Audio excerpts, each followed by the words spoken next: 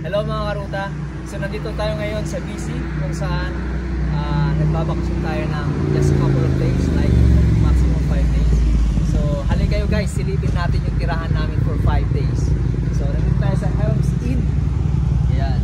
So silipin natin guys, sunod kayo sa akin.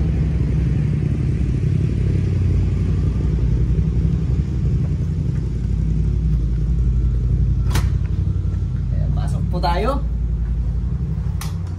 Nasa second floor tayo guys. So ito yung maliit nating tirahan ngayon for a couple of days.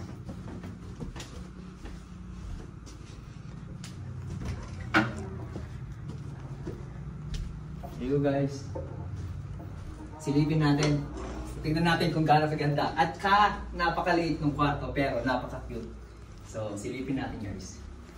Join! Come on guys. Come on in. Here you go. So ito po yung tirahan natin ngayon guys. Kompleto na siya. So meron siyang dining set dito, may sala dito, may mini kitchen. Alright. May mini kitchen dyan. May mini kitchen dito. Meron silang ref. Kompleto accessories. Pwede kang magluto. And then may sala dito guys. So see, may sala dito. So pwede kang manood ng any movies. So aside from that, ito yung kwarto. So napakaganda ng kwarto, napaka-cozy. See guys? Ang cozy ng kwarto niya, di ba? So fully air conditioned to guys. So tignan natin yung bathroom din, silipin natin yung bathroom kung gaano ka-cute.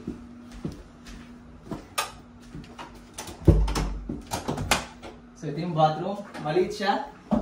Sobrang liit, may bathtub maliit, and then may sink, and then merong bowl dito.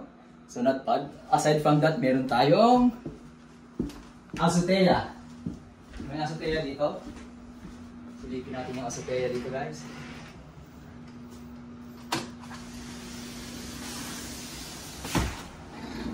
Oh wow, meron tayong fresh air dito guys. So pwede itong rumakit-rakit dito. See, ang azotea niya, napakaganda. Tapos tignan mo yung labas niya, meron dito mga halaman. So ayun guys, maraming salamat for watching. And thank you so much.